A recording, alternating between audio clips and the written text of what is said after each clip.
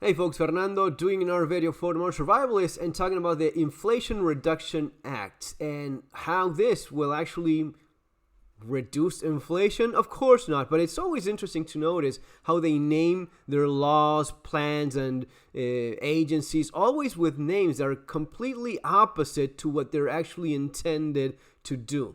When you have like a open free speech agency, it's actually intended to reduce free speech and censor people. Mostly, that's the idea. When you have diversity, it's actually about, you shut up and obey our single narrative without any kind of debate or opposition. The same goes with the Inflation Reduction Act. And you know you're fucked when you even have Bernie Sanders saying this. Take a moment to say a few words about the so-called Inflation Reduction Act that we are debating this evening.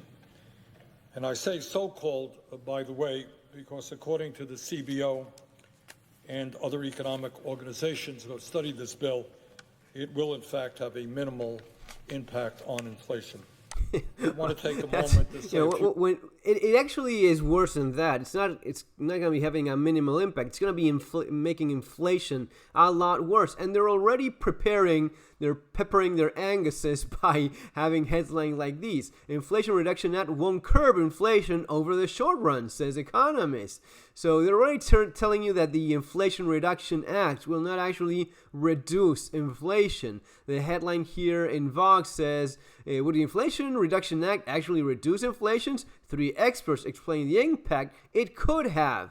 Now that's going to be having, that it could have. The Inflation Reduction Act is going to help the Federal Reserve to reduce inflation. It's not like it's going to cut the inflation rate from 9% to 2%. Okay, it's not like, okay, what is it going to do? Not much. I think it's likely to have a modest downward effect on inflation. So directly, I think it's likely to push downward price. So they're not, even the people that are supposed to root for this are as, room temperature piss kind of moderate in their approach. And this one says, the first thing to say is that big public investment, a nice way of saying big public spending, like those contained in this bill, are good for the economy. Full stop.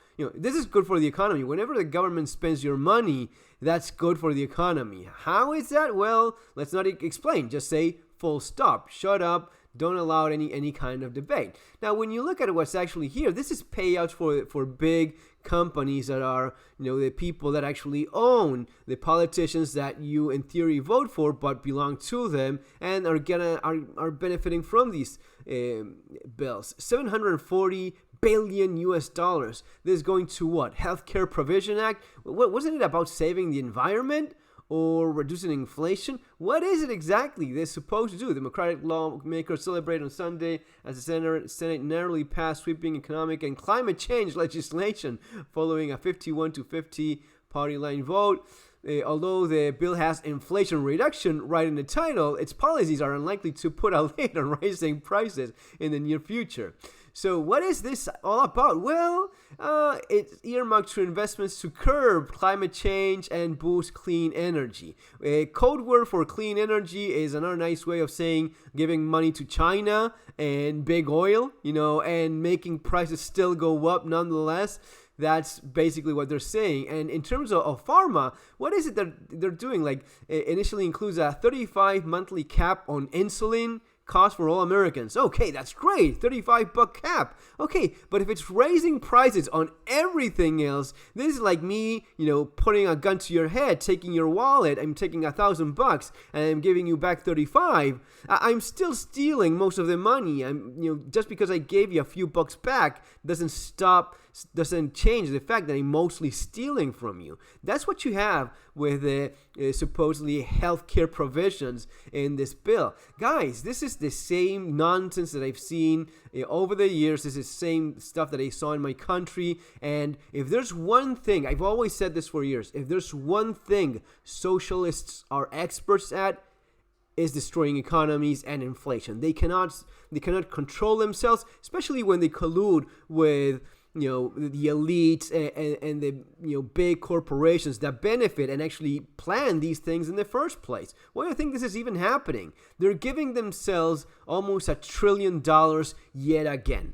So first it was because of medical concerns that we had these last couple of years. Now it's we have to do something about the inflation, which we created ourselves. So we have to give ourselves even more money. No, that's not how it works. If there's too much money floating around and there's too much money floating into the pockets of the elite because they made you spend that, spending even more will not make things any better. It actually makes things a lot worse. You now owe another almost $1 trillion that which you will have to sweat, bleed, and cry for yourself. Well, that money is channeled directly into the pockets of the elite with the excuse of the environment, with the excuse of somewhat kind of fighting inflation, maybe one day, not long term, not short term, maybe eventually, and then we say, it just didn't work.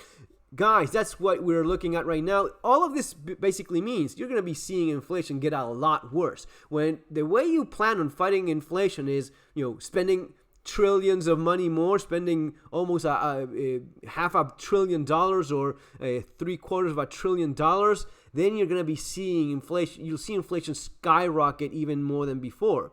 It's like throwing gasoline to a fire. So prepare for that. For this kind of thing specifically, this is the topic of surviving the economic collapse. My book based on my experience of a similar economic collapse in Argentina. So many similarities, it just gets old to see the same thing time and again. So as to make things better, we have to spend more of your money.